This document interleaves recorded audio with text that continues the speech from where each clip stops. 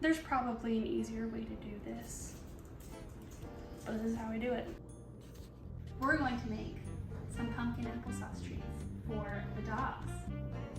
I like to make sure I get unsweetened applesauce because these pups don't need any extra sugar. I crack the egg in first because there's almost always a shell.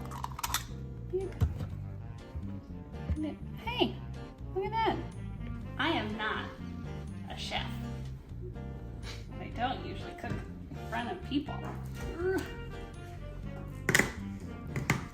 Oh, come on.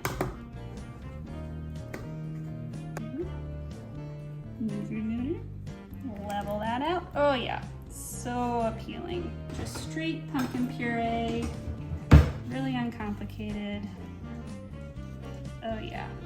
Oh, that green next to that orange is real nice.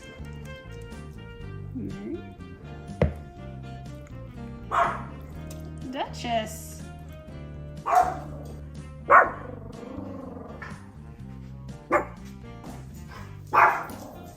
We were interrupted by the dogs who will be judging our bake later.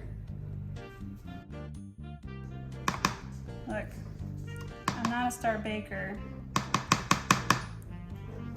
but I get the job done. So we're gonna just like mix this all up. Boop, boop, boop, boop, boop, boop, boop. Until this is all incorporated. It's all glushy. Thanks, Mom. It's glushy. G-L. Ooh, ooh. Ooh, ooh. Oh. Alright. We're ready for the flour. It's 3.5 cups, roughly. Good. It's not an exact science the way I bake. Have you lost count yet? Nope. 3. And then, oh, this might be enough. That's half-ish, right? Ish. Yeah. Huh. Good enough. Start. Form a dough. A bit more.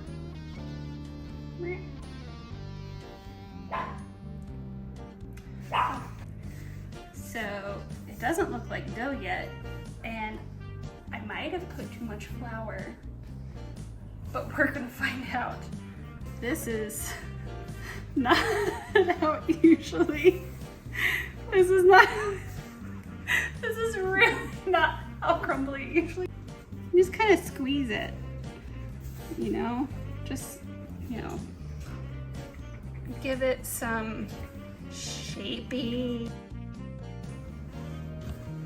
Okay, it's starting to kind of incorporate.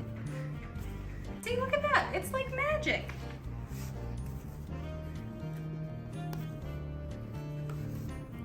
Okay, so now it's getting a little sticky. So it's kind of like sticky, lumpy dough. I just kind of feel it out.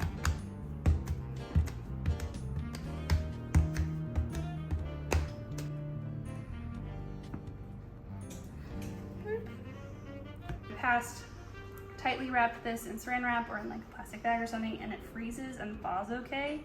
So you can do that if this seems like too much. Okay. Enter the rolling pin. Transfer it.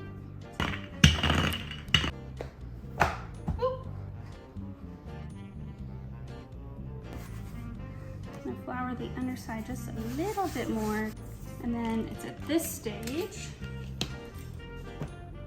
There's probably an easier way to do this, but this is how I do it.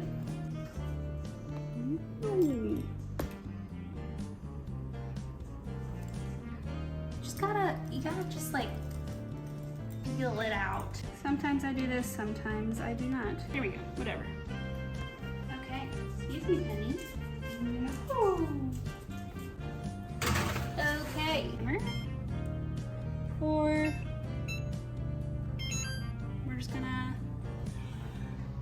check them at that point. It's a good idea to hydrate while you're baking. I should probably have an oven mitt for this part. See, it kind of puffed up a little bit, maybe kind of. At this point, I will flip them. Risk it for the biscuit. Thick sometimes. Ooh, but sometimes they just peel apart. If you want them to be chewier, you can put them in for like another few minutes. So like total bake time 18-20 minutes.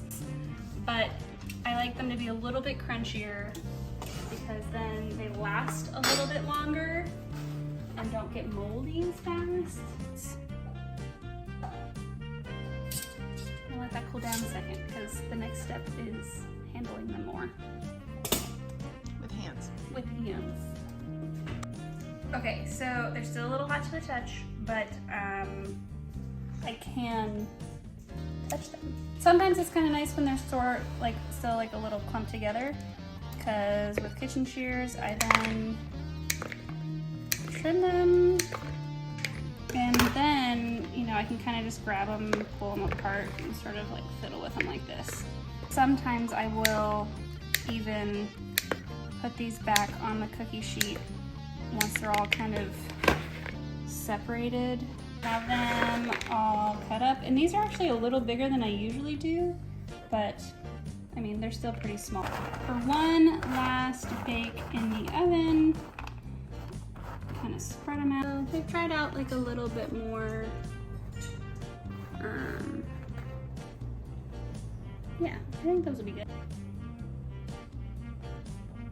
They taste like nothing. Completely devoid of flavor. Boring, but they love them. There we go. Okay. So those are the treats. Happy baking.